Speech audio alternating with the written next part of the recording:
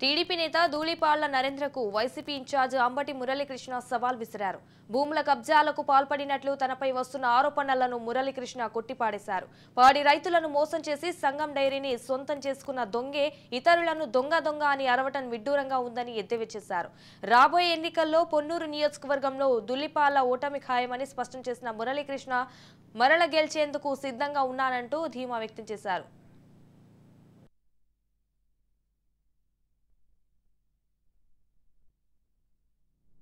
మరి ఈ స్టాంప్ పేపర్ను కూడా మీకు సిద్ధంగా చేసి పెట్టుకున్నాను.